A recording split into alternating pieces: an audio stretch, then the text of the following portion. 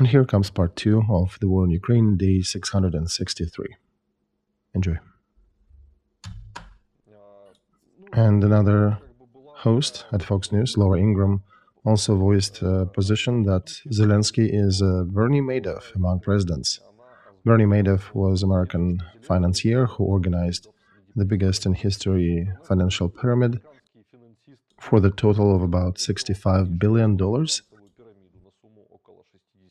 He was accused in fraud and faced court and was sentenced.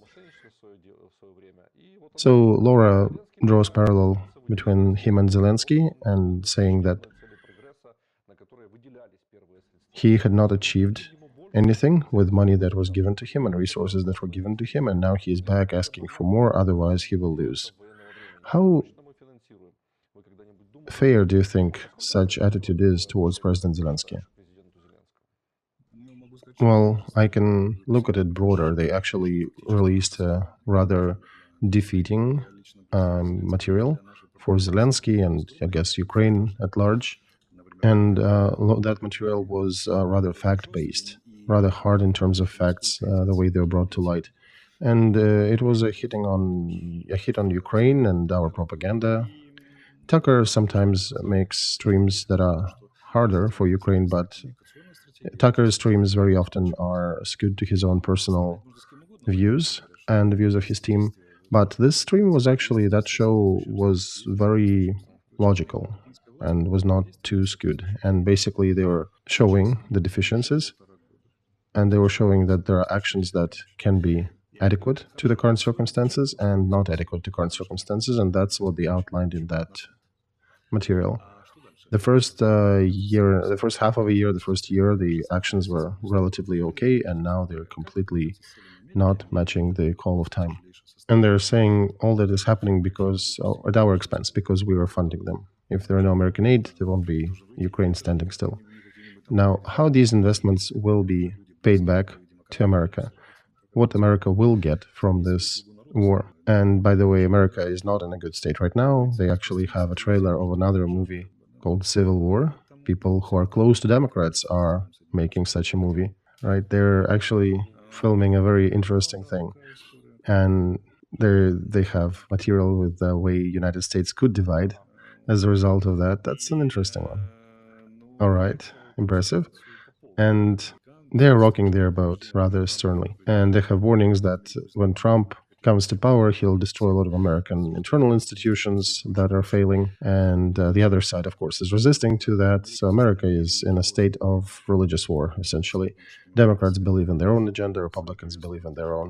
As I was saying, both are flawed. Democrats are believing in globalism that has already failed. It doesn't exist in what they believe. And Republicans think that America can become a shining city on the hill. They can drop European problems and all that off, and they will focus on themselves and rebuild America.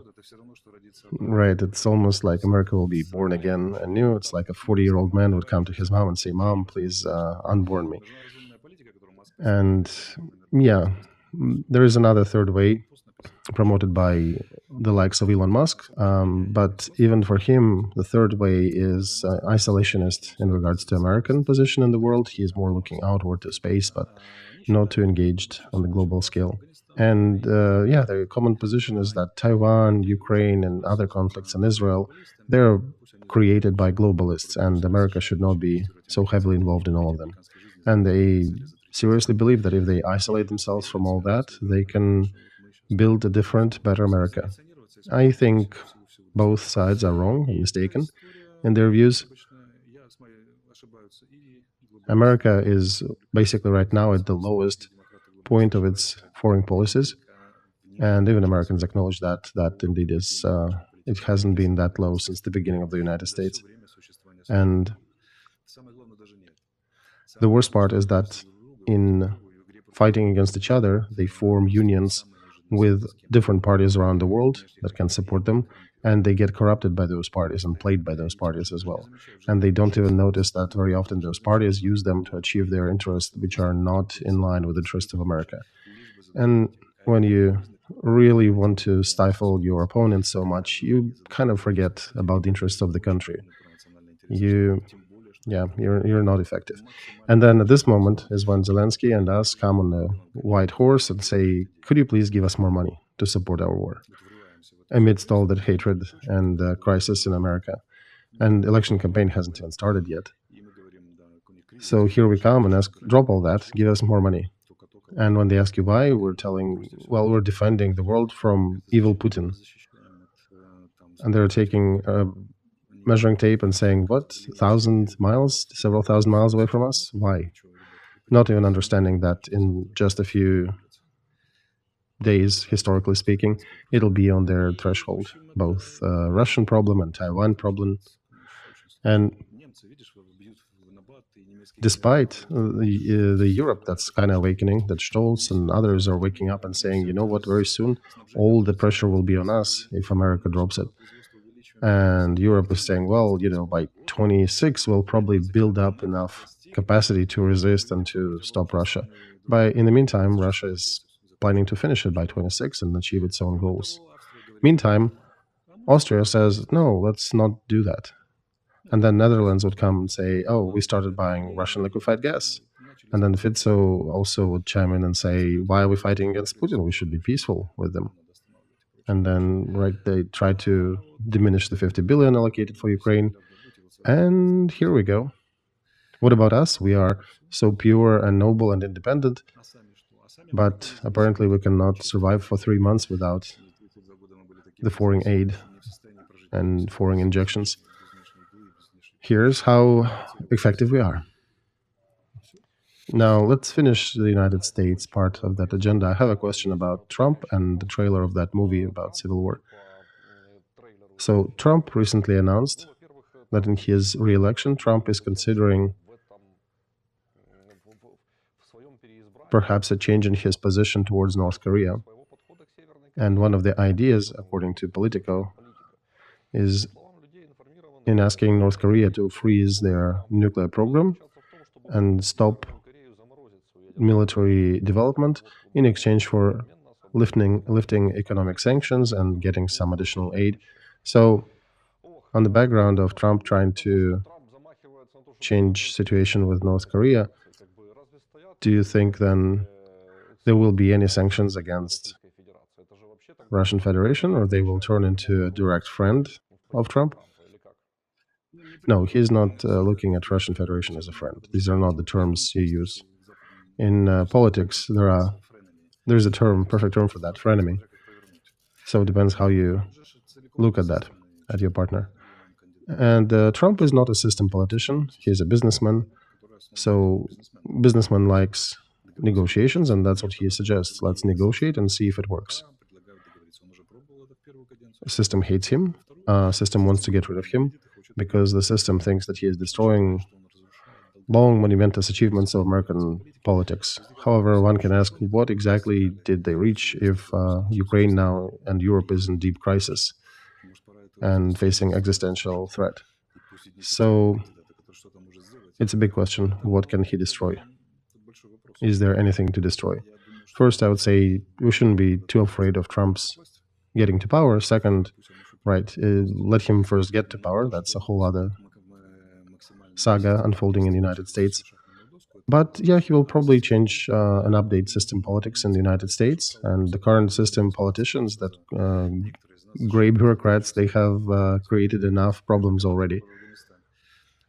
And yeah, you can look at different examples, Afghanistan and the like. So maybe Trump's approach may be an interesting new fresh wave in this regard. If he will try to agree with Putin, and if he doesn't like what is the agreement with and how Putin reacts to that, Trump could probably use nuclear bombers if need be. He actually did bring them up in the air when they had issues with Iran. When recently there was a publication that American bases in Iraq and Syria were attacked 70 or 80 times. So where is a scary American response to that? Nothing. Trump did respond to things like that. And there is a Guyana crisis. Again, America is doing nothing. Then Yemen tribes are attacking vessels going through Aden Strait, and the West is not really successful in defending that, in preventing those attacks on vessels, and it's 14% of the world trade, by the way. Yeah, there were 98 attacks, right? Already 98 on American bases. So all that story, you start looking at that and you think perhaps you do need a non-system candidate to fix some of these things, because system doesn't seem to be improving. And perhaps Trump may be a breath of fresh air. We'll see. But I would say even Trump doesn't have an answer to where America will go. This is just a right turn with some isolationist approach flavor. Will it work? I have concerns about that. That's a big question, right? What will elections in the United States end with, given that Hollywood is making movies about civil war? Oh yeah, we can say that everything is on the brink of spilling to the streets. And when you ask serious Republicans, so guys, what's the perspective? And off the record, I have my ideas what to do, but I'm curious what you guys going to be doing. And they basically saying, well, just pray for us. We don't know how the election campaign will turn out. Just pray for us. So what I wanted to pay attention to, the movies like that, especially in the pre-election year, they can be considered as part of the political technologies that can cause certain fear, right? Just looking at the trailer, that can be used as a tool to cause certain fear within a certain slab of voters. It's probably with those who are against Trump. But can that get Trump supporters to be afraid of that situation? That if they will support Trump, there will be some semblance of civil war, and maybe it's not worth it?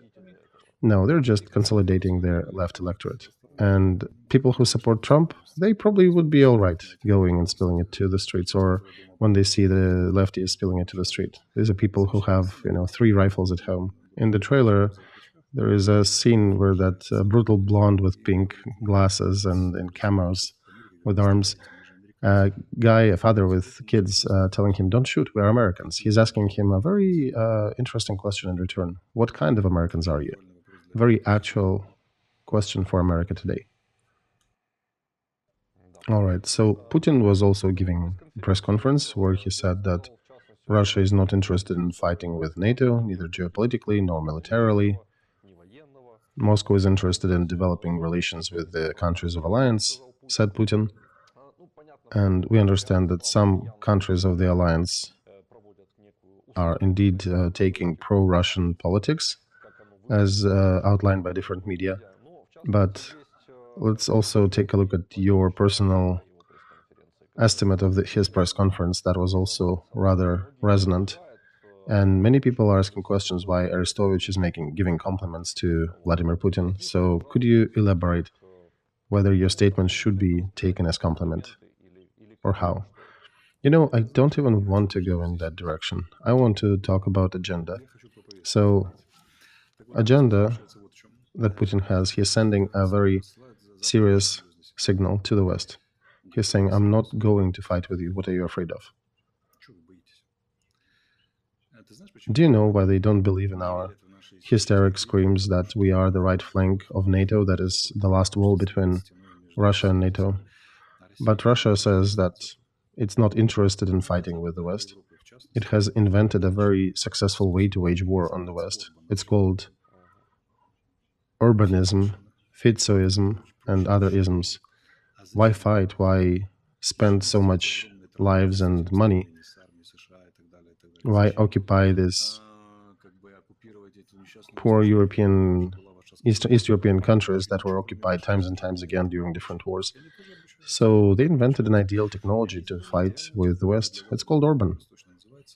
They install and implement certain personal relations with some politicians and provide definite preferences for those politicians. And that's it.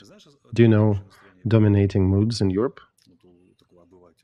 The mood is the war is horrible, but we do want gas at 15 cents.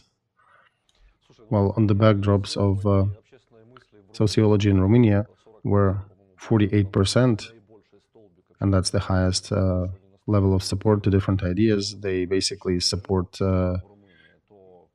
return of Soviet Union. And then it's not surprising what's happening in the rest of the countries. Ceausescu, who was executed for killing his opponents with acid and executing more political opponents in different ways that he liked, and then his political opponents, when he was toppled, executed him. Russia is looking at that and thinking, well, we don't need all that. We don't need to invade and fight all these wars. We can just fight it in a different fashion. And they'll just establish special relations, and they're rather successful doing it. And Europe generally is in the right turn, so he's sending a signal, I'm not going to fight with you, I'll just defend my interests and I'll buy you all. And you'll sell me a rope that will hang you on. I don't need any hot war with you. And that's why neither with Trump, Fitz, or Orban, the story about Ukraine fighting in on its last breath, defending Europe from the hordes of Putin, and the stories about the armies of Russia that may reach English Channel, they don't even go, because some of the position there is, well, if you guys will unite and fight, we will probably just surrender and you'll get everything. We don't want to fight. I frankly can't even put it in my head. Okay, so here is the next one. Politico is writing that Austro-Hungarian pro-Russian Empire is reviving. Oh yeah, this is true. This is true? Right, but the more active center will be Hungary. In the previous version, Austria was in the center. Now I think it's Hungary. And let me play a bit of a conspirology card. Let me be Fikret Shabanov here for a sec. Right, with deer and other backdrops that he uses. But the rumor is that there is Vatican behind this. He is interested for the largest Catholic state to be formed and get certain powers. Now let's turn off the conspirology mode and go back to normal mode, like regular analysts. But one can tell that politics of Hungary and Austria is sequenced. They actually are following and making steps together. And that country will probably be a very strong ally of Russia. So Putin doesn't see a need to fight with Europe. There are certain right-leaning agents that definitely sympathize with his position, so, right, he doesn't need them to fight a hot war, he'll just buy it. Now, about my post, and right after we talked about the publication. Now, see what Putin is doing. He is conducting a conference with a background of essentially a Ukrainian flag, blue and yellow, right? Probably a bit more blue than yellow, but still. And he is starting to push a very dangerous narrative for us that is very easily to be picked up by the West. And Russia at large will also get that propaganda too. The Russia that hates Ukrainians and the propagandist Russia that promising that they'll win. And they're saying that they're not against Europe, not against NATO, and we're not against Ukrainians. We're just against certain politicians who threw us, two brotherly nations, into a murderous war. He is calling that a civil war, essentially, and he is saying that he is seriously upset that I have to conduct this war. See, there is a Ukrainian flag behind me, right? If he quoted Shevchenko or Kostenko, I would not be surprised. So the signal that he is sending is that, guys, everything is very simple. We either continue pressing on you until we get to certain interests that Russia wants, till we reach Dnieper, and we'll buy whatever else is left on the same scheme that we bought Orban, or you together in Ukraine will finish off the politicians that threw us into this war, and I don't want to fight with you, personally. That's the message he is conducting. Did you notice the last question that he was asked and what he answered? Nikolay, this is an important one. Please review. Okay, I'm here. I've seen it. I'll tell you. He was asked, what's your biggest mistake in life? And he said, my main mistake in life is that I trust my partners too much. That I was kind of translating it to large audience. I was rather naive and believed in my partners' honesty. Do you think who is pointing at somebody? I don't know, at us and at West, because at certain time you could find You could be hard-pressed to find more pro-Western politician in the East. He was the first to call Bush on the 11th of September. Being at Bush's celebration at his ranch, American military base was actually physically on the territory of Russia. Russia was supporting America on Afghanistan matter. It was hard to find more supportive politician. He actually wanted Russia to be part of NATO at some point. And how much did he need to be rejected in order for him to go berserk? But the West managed to do that. Very long-sighted politicians indeed, right? And after all this, he personally is very upset with the West. And he's saying that the West is not an enemy for us. So that's a class of a game he is playing. This is much higher than what we are playing here in Ukraine and on the West. Putin's conference demonstrated that his game is much higher than ours. And if they're successfully playing with the West and we cannot, then guess who would have an advantage in the long term? Dear viewers, you could comment behind the stream under it. If you want to say that you have advantage, okay, then please show us F-16s, more Atacams, Apache helicopters, United States actively resisting Putin's invasion. Anything? You don't see that? Hmm? Or how do 36 countries deal with one Orban? Do they succeed? Right. Rough questions, Alexey. About Orban, we have a statement by Alexey Danilov, who gave an interview to La Repubblica on the 14th of December. And he said that in Kiev, they'll be very upset if Hungary will block a decision about the beginning of the process to negotiate about Ukraine joining the European Union. But that will not be the end of the world.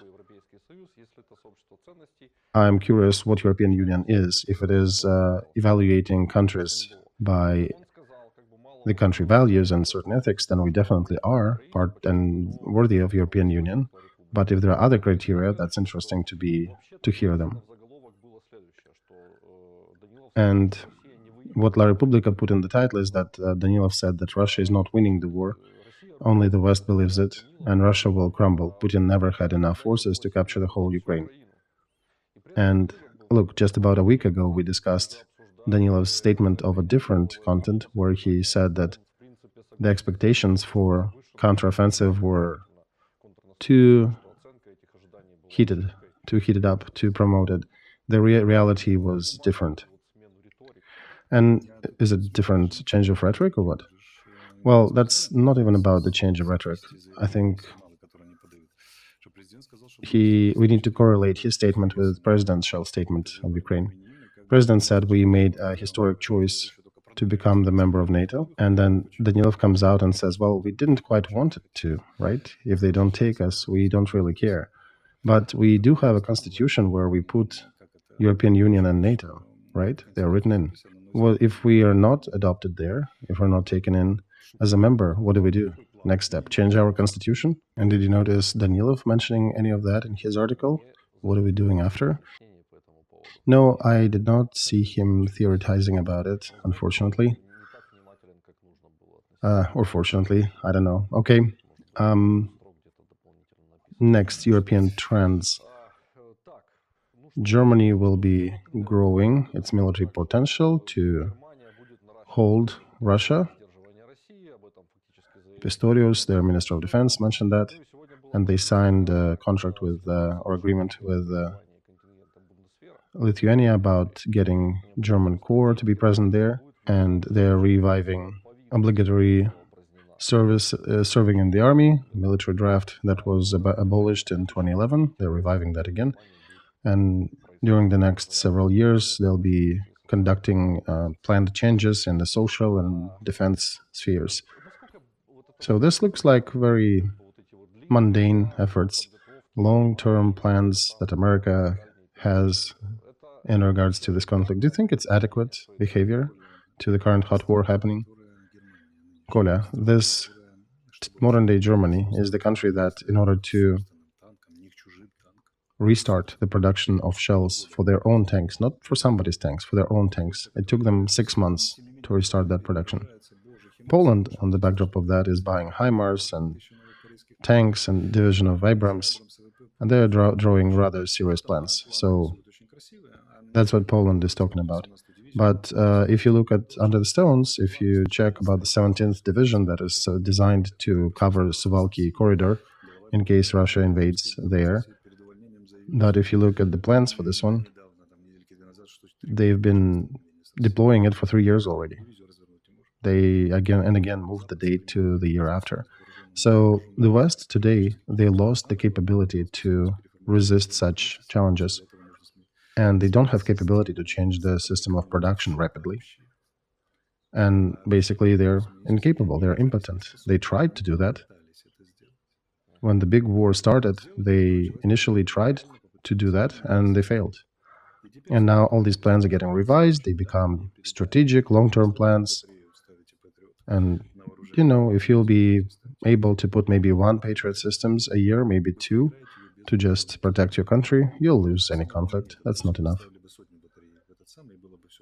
And what, on the other hand, what can they put on the other scale against the urban technology that Russia is pushing?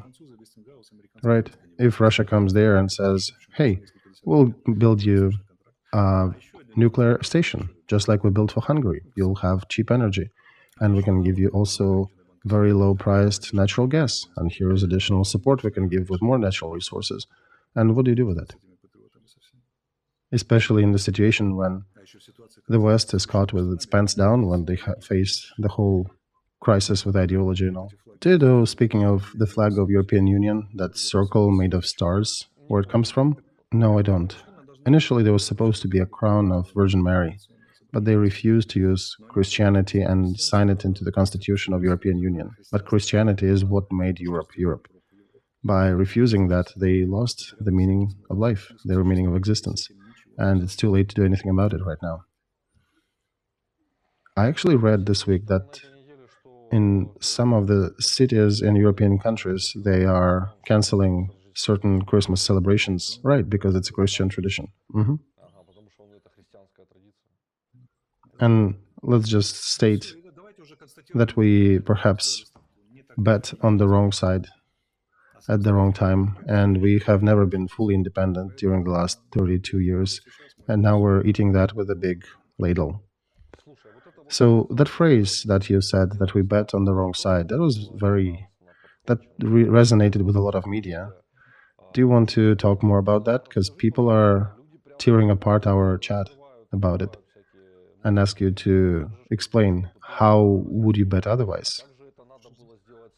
We should have bet on our own interests and remember who we are and save our dignity or get it again, that we are the Kievan Rus, the good old original one.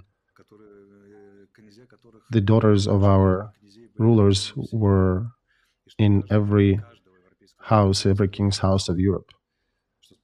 And we've been playing a huge role back in the day, and we shouldn't be changing that history for credits, for HIMARS, for begging other things out there. All the problems start with losing dignity. And when you do lose that, then you fail to make proper strategic decisions on time.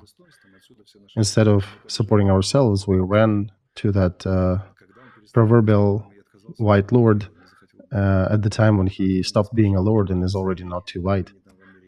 And, you know, they also teach in America in some schools that you should use different pronouns, not he and her, but they. Right? Plural. Some they. Right. So this also, by the way, is true about Russia. When the West thinks that Russia is a shining country that is doing this, this, and this, as some of the people on the right in Europe think, no, they lost their dignity a long time ago. We ran to the West, to Brussels and to Washington for support, but their politics was kind of slightly different of that. We'll hit everybody who thinks we're not tough enough, and we'll prove to the West that we are tough.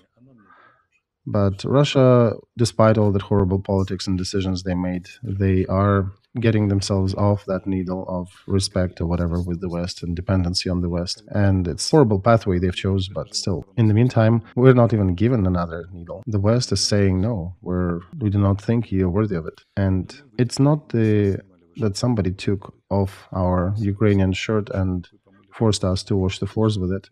We did it ourselves. And the exit is where the entrance was. We need to restore our dignity as a nation, and then we can find solutions.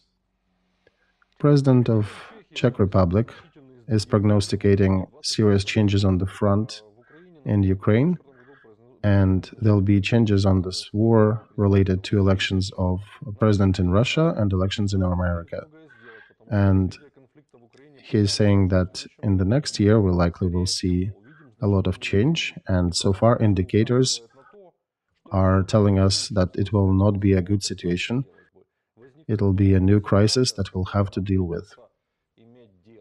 I don't even remember in the nearest past any of the European leaders making statements that dire. What do you think he means? Well, he probably means the victory of Trump, probably the win of some more right-leaning parties in Europe. We don't know what the parliament will be like next year. Hungary will be presiding over European Parliament in 2024, and they have certain freedoms and resources when you preside over that structure. So he's basically saying that the landscape will change in favor of Russia. Well, properly say will change not in favor of Europe and not in favor of United States, and that 24 will be so difficult that we don't know how we will be solving these tasks. And I'm making my statement that Ukrainian systems is incapable of finding ways out of this situation.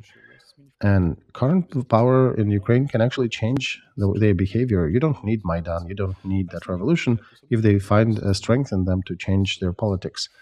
It just will happen if they fail to make these decisions.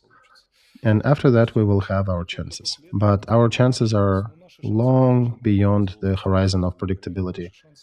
Our chance lies in a certain jump beyond the flags, which nobody is even expecting from us right now. But we should start with the area where we can start restoring our dignity. So, of course, I understand we will not like what we'll see at the battlefront, right? Absolutely. If you have only 20 shells for brigade per day, you absolutely will not like the results. But where you take them if you do not produce them and nobody gives them to you? Zelensky says that we'll be in crisis. Ustenko, financial advisor to president. Yeah, I know this guy, very professional, very smart. He said that the deficit of budget will likely be $40 billion if we do not get any monetary support. And the fact that we don't have plan B, that's what's concerning. And he did say that plan B can be multi-level and complex. So essentially we're telling that we don't have it. Yeah, this is a Ukrainian-Russian school, traditional one. What Soviet Union had as technology, it never planned multi-variant ways to approach it. It always set the goal and went for it and discarded any losses or anything. When it comes to long will, that's actually a benefit that you'll get to your goal. But on the smaller level and on the level of efficacy, you fail utterly by overusing resources. However, that pressure to achieve the goal at any cost, right, that was rather effective for the Red Army. Everybody in Germany was laughing at the Red Army that couldn't fight. The Germans were fighting 100 times better. But then at the end of 45th, right, look what was left from Berlin, right? Whose banners were thrown to Mausoleum? Not Soviet banners thrown at Reichstag, but German banners dumped near Kremlin Wall. Yes, huge expenses, huge wasting of resources. And they were taught that by Mongols back in the day. They got the lesson and they're using it rather fruitfully. And management school of traditional Soviet entities doesn't have scenario planning. So in Ukraine, it's the same system. That's what we say when we say borders of 91 and there are no other variants, and everybody who is saying that, they're traitors and spies. And what if you just sit down and think about other scenarios? It develops your brain and gives you a plan B. But when everything fails, then we sit down and start talking about plan B, because now you already need it. But it should have been already ready from the beginning. And when eventually we get shown with a marker on the map that no, we cannot get there right now, you need to realize a different plan. And unfortunately, our system essentially needs to fail in achieving its current goals. And our society, our political culture is rather weak in this regard. And then that's when we sit down and start writing out the plan B.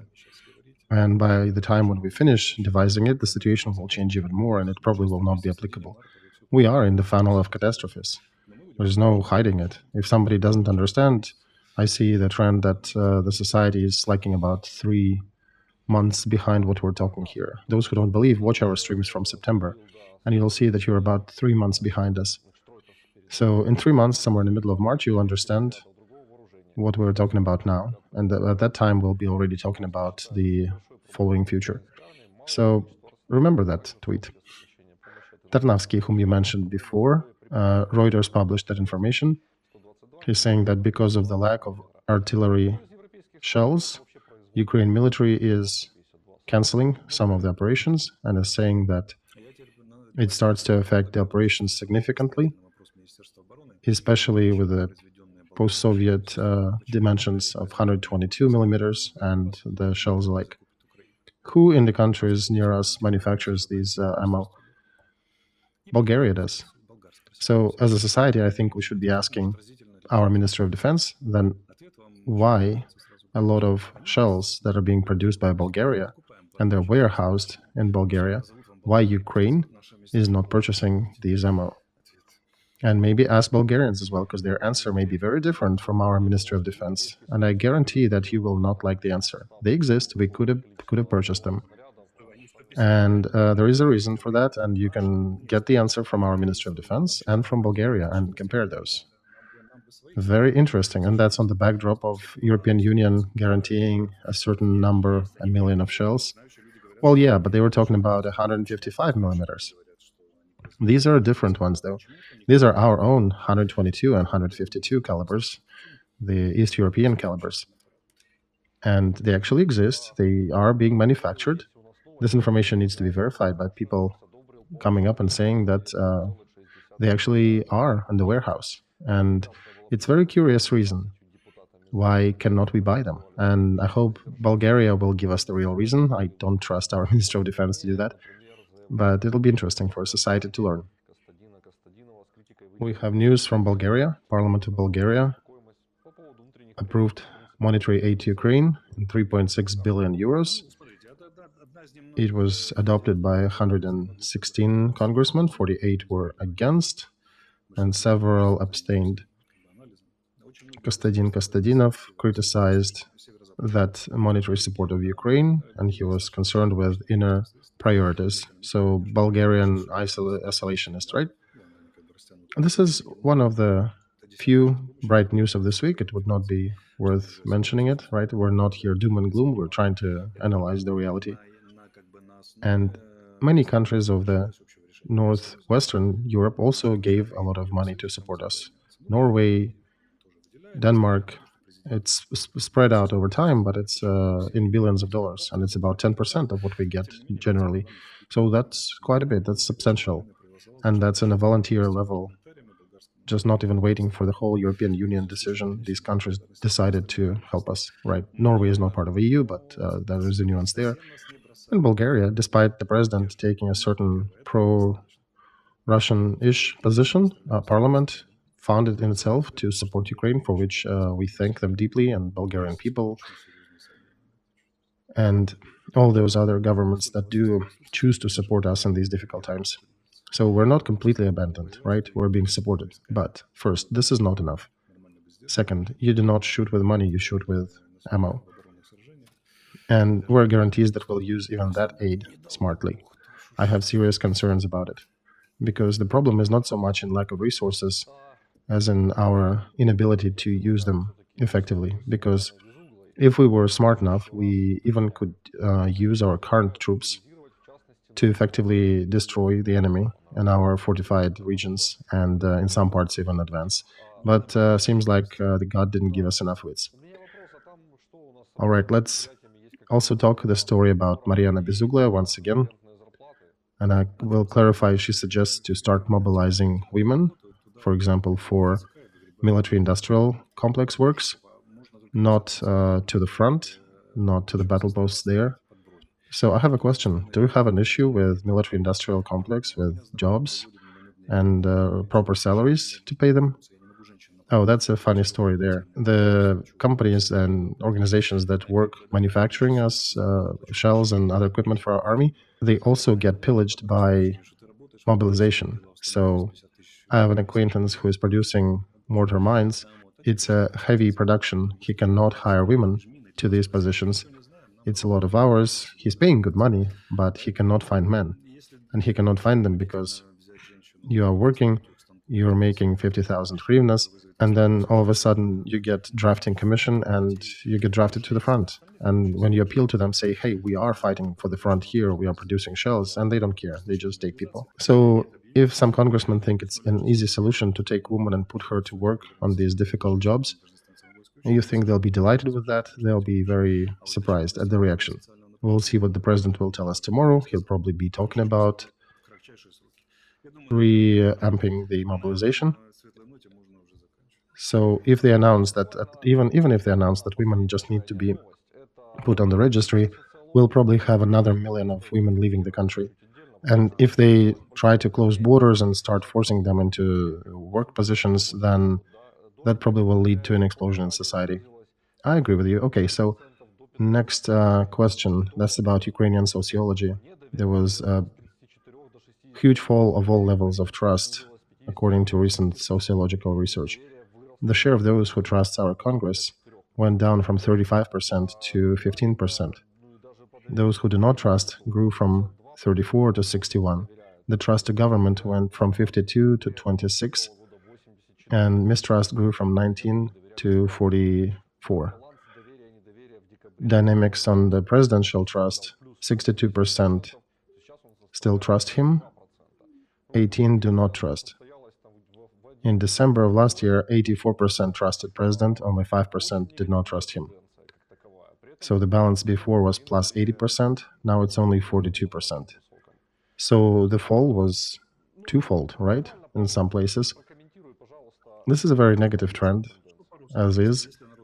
And yet, at the same time, the trust to Ukrainian military is still high. It's still sustained. So just a couple words about it. Well, a couple words. If you take people, kill them, do not give them right values and goals, what they're fighting and dying for, and you pull all the levers and tighten all the bolts, do you think they'll like you? The best way to deal with your people is to conduct adequate politics, both internal and external. Our current politics is inadequate. It's a corrupt politicking. It's a policies of murdering our own people and wasting them at the front ineffectively. People are not even aware of all the details and depths of that.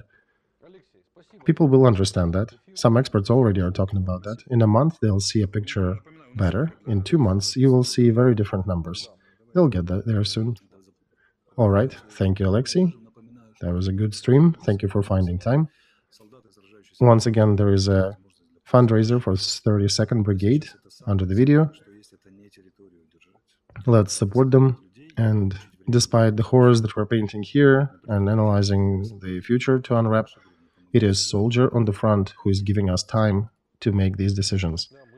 And this is the most important thing. It's not even hold the territory. It's save our people and give them tools to fight the enemy. Every cent you send helps them to continue their effort. So please chime in if you can. Once again, yeah, we are supporting our troops directly. We do not touch the money. Your money just goes directly to their accounts. And we only verify that these are real troops and real needs before putting into the fundraiser. Yeah, they're writing us. As they lay there in trenches, they can hear the dings of the donations coming on their cell phone. So, yeah, thank you, guys. Thank you, dear viewers. Do not forget to subscribe to Alpha Media, to Alexey's channel, and to Privateer Station if you are listening or watching that in English. Have a quiet night. See you.